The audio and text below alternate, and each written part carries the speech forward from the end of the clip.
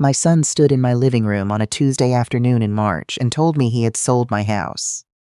Not we should talk about selling your house. Not Mom, I've been looking at some options for you. He stood there in his gray blazer with his hands in his pockets and said, I already handled it. Closing is in 3 weeks. You'll need to start packing. I was holding a mug of chamomile tea. I set it down on the coffee table very carefully. The same coffee table Chester and I drove 3 hours to pick up from an antique dealer in Charlottesville in 1993. I looked at my son, this boy I had pushed into the world on a sweltering July night in 1985. This boy whose first steps I caught on a camcorder I still have somewhere in the hall closets, and I smiled. Is that right? I said. Not a question, just those 3 words. Nolan frowned. He had expected crying, maybe, arguing. He had not expected his 66-year-old mother to smile at him like she knew something he didn't. Which, as it turned out, she did. My name is Lavinia Tate. I taught American history at Armstrong High School in Richmond, Virginia for 31 years. I retired in 2018 with a pension, a plaque, and a standing ovation from 300 students in the auditorium. My husband Chester died 14 months ago, January 9th, 2023, from a stroke that took him between a Thursday evening and a Friday morning, without any warning and without any time to say goodbye. He was 68 years old. He had spent 40 years as a real estate attorney, the kind who specialized in helping Black families in Richmond keep what they'd earned. That is not a small thing to say about a man. That is almost everything. We bought our house on Briarwood Lane in 1987. Chester found it. He walked through every room with his measuring tape and his legal pad, checking for code violations and easements and title issues the way only a real estate lawyer could. We paid $94,000 for it. We paid it off in 2004. Our son Nolan grew up in that house, climbed the oak tree in the backyard, had his first heartbreak sitting at the kitchen table at 16, left for college and came home for holidays, and then stopped coming home for holidays quite as much once he married Brianna.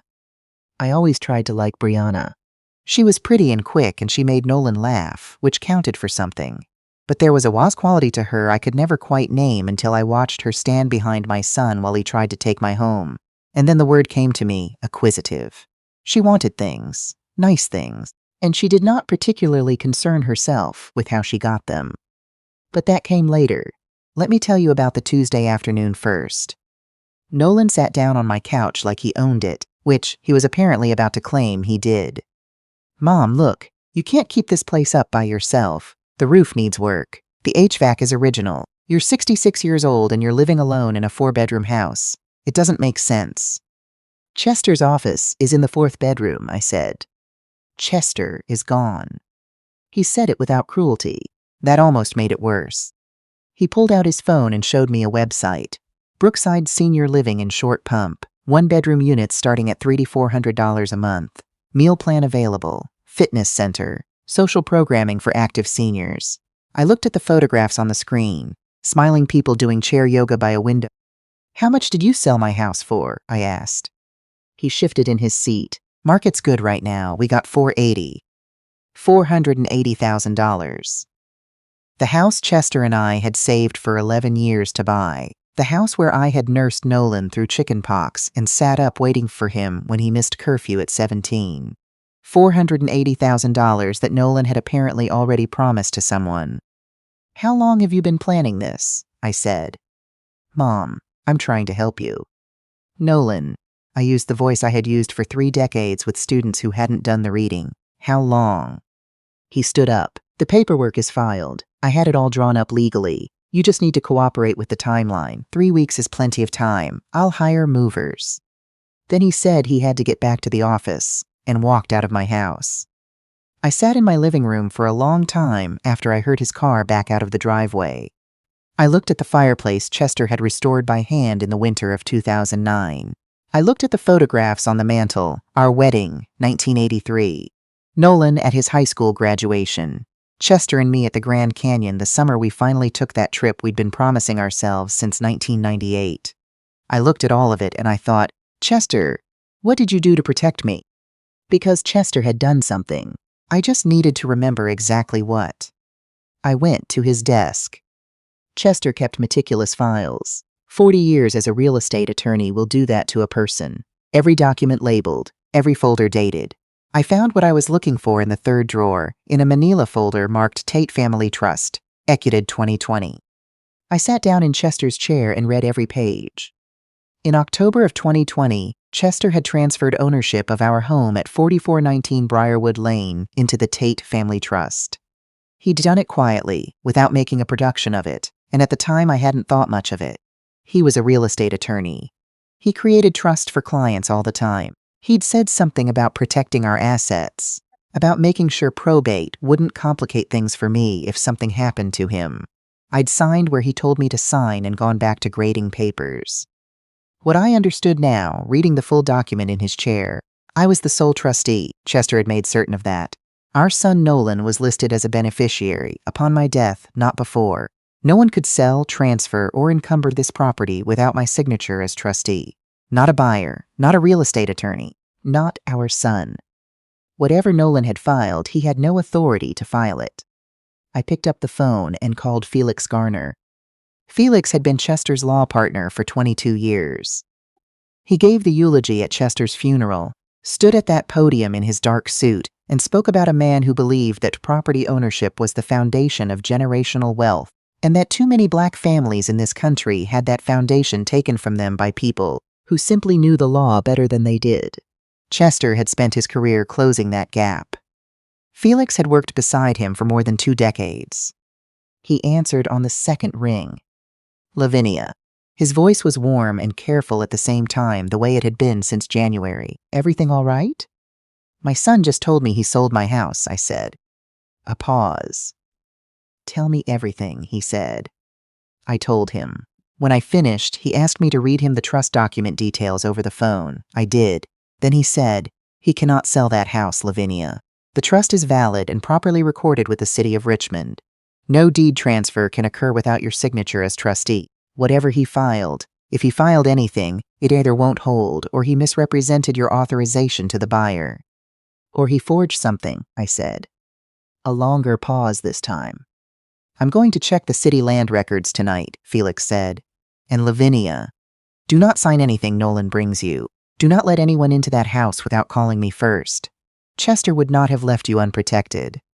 He hadn't. I had known that somewhere underneath the shock. Chester had spent 40 years making sure people like us could not be displaced from what they had built.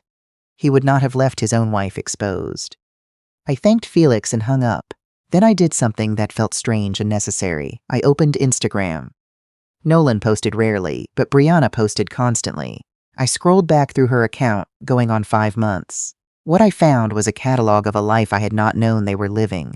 A vacation in November, not a modest resort, but the kind with private villas and personal butlers, and a price per night that made my eyes stop moving for a moment. A new SUV in December, a bow on it in their driveway, Brianna smiling beside it. A kitchen renovation in January, all marble countertops and restaurant-grade appliances. In February, a post about a real estate development project called Riverside Commons, a planned luxury condo complex in Scott's Addition. So proud of my husband's vision. Big things coming. Then, 3 weeks later, buried in a story that had expired but that I found through a tagged location. Sometimes deals fall through. On to the next. I searched Riverside Commons. A Richmond Business Journal article from February 14th. Development halted after lead investor withdrawal. The project's lead developer, Nolan Tate of Tate Property Group, was facing a financing SF of approximately $340,000. $340,000. My house had sold for $480,000. I sat with that for a moment. Then I called Felix back. He had already found something. A power of attorney was on file with the city, recorded February 28th. It purported to be signed by me, granting Nolan full authority to act as my agent in all real property transactions. Notarized by a James Whitlow, Notary Public, Henrico County. I never signed a power of attorney, I said. I know, Felix said. And I know your signature, Lavinia. Chester had me witness enough documents over the years. This is a forgery. That word settled into the room like cold air. My son had forged my signature. He arrived at my house the next morning with his paralegal, a composed young woman named Tansy Hollins, who set up her laptop at my kitchen table and got to work pulling records. On Thursday, a moving company truck parked in front of my house at 9 in the morning. 2 men knocked on my door with a clipboard and told me they were there to begin packing my belongings. Hired by Nolan Tate. Move date. Saturday. Felix was there within 40 minutes. He stood on my porch, Tansy filming everything, and informed those men clearly and without raising his voice that the property was held in an irrevocable family trust, that Mrs. Tate had authorized no move, and that if they proceeded they would be participating in an attempted theft of real property from an elderly woman. He gave them his card. They left within 10 minutes. 20 minutes after that, Nolan's car was in my driveway. He came with Brianna this time. She was wearing sunglasses and a camel-colored coat, and she looked at me the way someone looks at a piece of furniture they haven't decided whether to keep. "Mom, this is getting ridiculous," Nolan said on my porch. "I'm doing this for you. You can't manage this house alone and you know it." "You forged my signature," I said. His face went still, just for a second. Then, "The power of attorney was something we discussed, Mom. After Dad died, you said yourself you couldn't think straight. I was protecting you." "Mr. Tate," Felix said beside me, "the power of attorney filed February 28th bears a signature that is not your mother's. We have certified exemplars of her genuine signature from 3 notaries. We have commissioned a forensic handwriting analysis. I strongly recommend you speak with your own attorney before you say anything further." Brianna touched Nolan's arm. "We should go," she said quietly. But before she reached the car, she turned back and looked at me. "Lavinia, be reasonable. That house is just an asset. You're sitting on nearly $500,000 while your son is struggling. What kind of mother watches her child drown?" I thought about Chester's parents, who rented their entire lives and died with nothing in their names. I thought about my mother, who cleaned office buildings for 23 years, so I could be the first person in our family to go to college.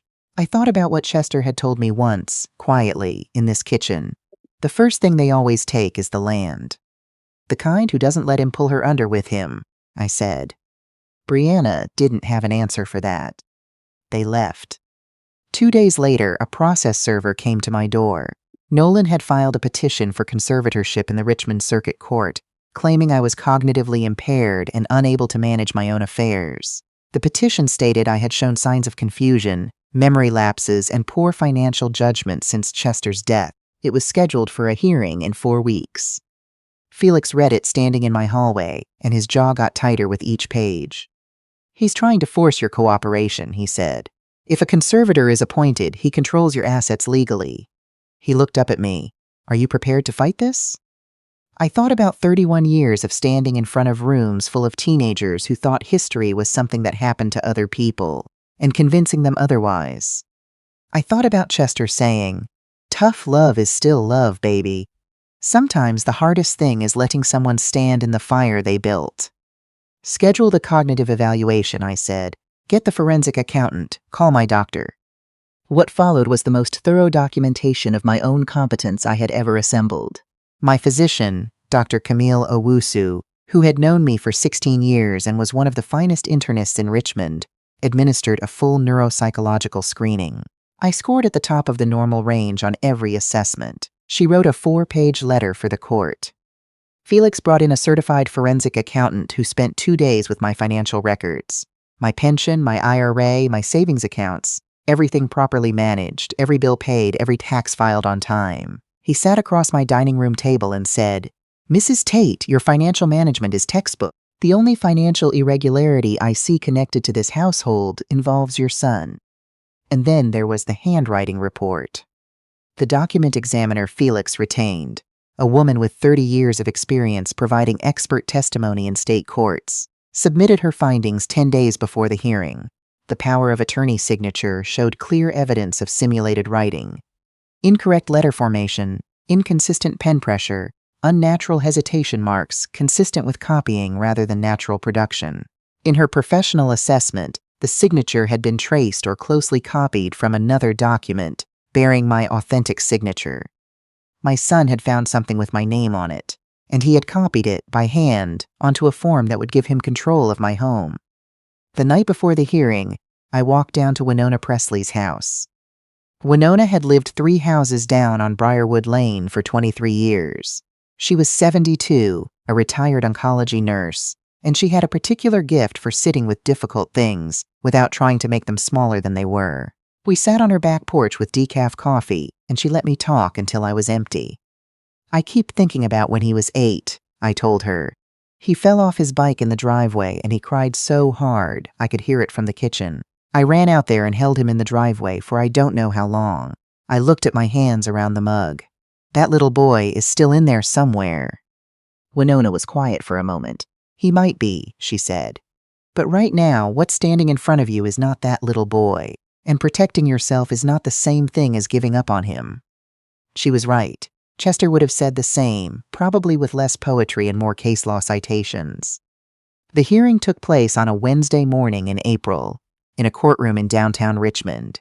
Judge Elaine Burrows presided, a woman in her late 50s with close-cropped silver hair and the manner of someone who had heard every version of every story and was not going to be moved by performance. Nolan sat at the petitioner's table with his attorney, a man named Gareth Webb, who looked like he wished he had asked more questions before taking this case. Brianna was in the gallery in a conservative blazer, hair pulled back. She had dressed for sympathy. They called Nolan to testify first. He spoke quietly, earnestly, about his concern for me. He described me forgetting appointments, becoming isolated, struggling to manage the house since Chester died. He described the power of attorney as something we had discussed together, something drawn up for my own protection. His voice cracked at precisely the right moments. He had clearly rehearsed. Felix stood up for cross-examination. Mr. Tate, you testified that your mother agreed to the power of attorney filed in February. She signed it willingly in your presence? Nolan hesitated. Yes, it was notarized. The notary, James Whitlow. Had you worked with him on transactions before this document? Another hesitation. A few times, yes. Felix approached the bench and presented 3 items to Judge Burrows: the filed power of attorney, the certified signature as exemplars, and the forensic handwriting report. He read the examiner's conclusion aloud into the record. The courtroom went completely still. Judge Burrows examined the documents herself. She took a long time. Then she looked at Nolan over the top of her reading glasses. Mr. Tate, did you forge your mother's signature on this power of attorney? Gareth Webb began to object. Judge Burrows looked at him. He sat back down. Mr. Tate, did you sign your mother's name on this document without her knowledge or consent? A long silence. I thought I was helping her, Nolan said. His voice had gone soft and strange. She wasn't going to agree on her own. She doesn't see how much she needs. That is not what I asked you. Judge Burrows' voice was very calm. Did you forge this document? He looked at the table. His shoulders came down slowly, like something structural had given way. Yes, he said, barely audible. In the gallery, I heard Brianna make a sound. Not quite a gasp, something more like a recalculation. Felix was not finished. He presented the Riverside Commons article.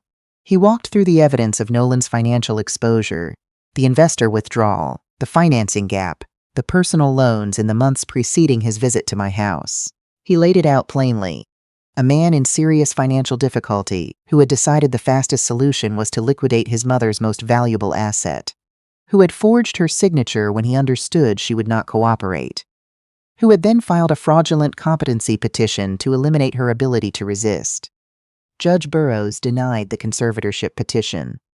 She ordered Nolan to pay my legal fees. She issued a protective order barring him from my property.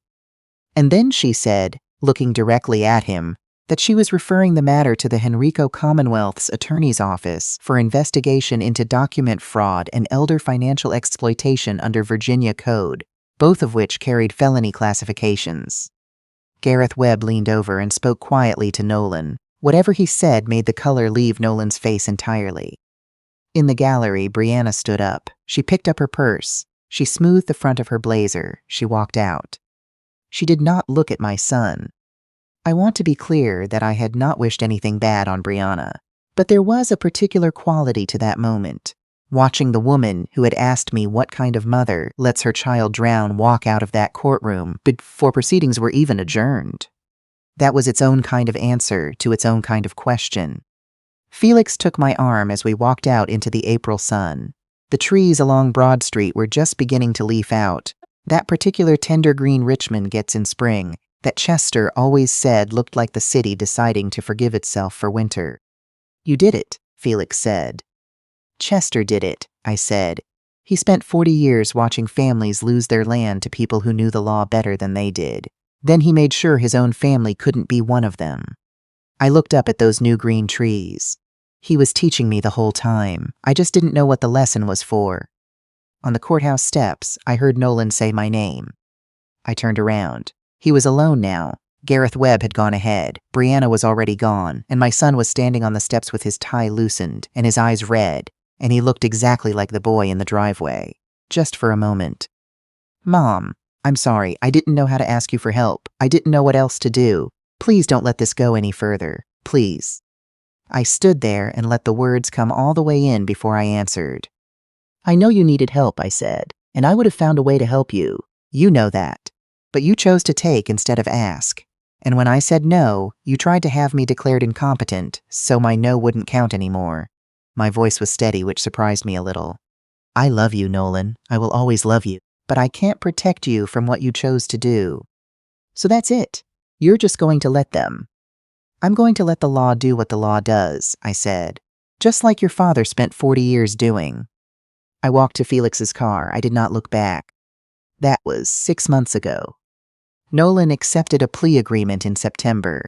2 years of supervised probation, restitution to the buyer who had placed earnest money on my house in good faith, 100 hours of community service, and mandatory financial counseling. The felony conviction will follow him for a long time. His broker's license was revoked. He is working now as a leasing agent for a property management company in Chesterfield, which struck me as both ironic and in some way I couldn't fully explain. Right. Brianna filed for divorce in May. He has written me 3 letters. The first 2 were justifications dressed up as apologies. The third one arrived last week, and it was something else entirely. I have read it 4 times. He wrote, Mom, I've been in therapy since July. Court mandated at first, which I expected to resent, and which has turned out to be the only honest conversation I've had in years. My therapist asked me what I was really afraid of underneath all of it. I couldn't answer for a long time. The answer is failure. Letting you and Dad down after everything you both gave up, so that I wouldn't have to struggle the way you did. I made a catastrophic choice trying to outrun that fear, and I became something worse than what I was afraid of. I am not asking for forgiveness. I don't think I've earned the right to ask. I just want you to know that I understand now what I actually took from you, not the house, the trust. And I'm sorry. More than I know how to say in a letter. I hope someday that means something. Love, Nolan. I haven't responded yet. I don't know if I'm ready, but I'm not entirely sure I'm not. It's October now. The oak tree in my backyard turned last week. That deep burnished red it goes every fall that Chester always said looked like the tree deciding to be honest about something. I've been sitting under it in the mornings with my coffee, watching the leaves come down one at a time. I signed up to teach a financial literacy workshop at the Richmond Public Library. 4 Saturdays in November, open to anyone who wants to come. But I'm especially hoping the older women show up, the ones living alone in their houses with their names on deeds, and no one around who can tell them the difference between a trust and a will and why it matters. I'm going to explain what a living trust actually does. I'm going to tell them that a power of attorney is one of the most dangerous documents you can sign without understanding it fully. I'm going to tell them to call a real estate attorney, a good one, before anyone in their family asks them to sign anything about property. And I'm going to tell them that the person who loves you imperfectly is still capable of taking everything. It was Chester's lesson. I'm just the one still here to teach it. The morning light comes through my kitchen window, the same way it always has, falling across the counter at the same angle it fell the day we moved in. I make my coffee in the same percolator Chester ordered from a catalog in 2011 because he said drip machines made weak coffee, and he was absolutely not wrong about that. I sit in his chair sometimes. I read in mine. This house is mine. Not only because a judge said so, though she did. Not only because my name is on the trust document, though it is. But because my husband understood something in his bones, that he spent his whole career trying to give to other people, that some things have to be protected before anyone thinks to threaten them, and that the time to build a wall is before the storm, not during it. Chester built that wall for me 20 years ago, and he never told me it was there until I needed it.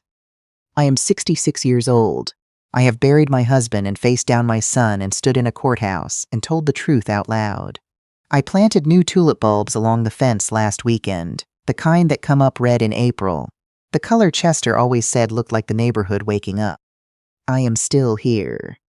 In the house on Briarwood Lane, on a bright October morning, with the oak tree going honest in the backyard, and my coffee going warm in my hands, and the whole long quiet day ahead of me, I am still here, and for right now, that is more than enough.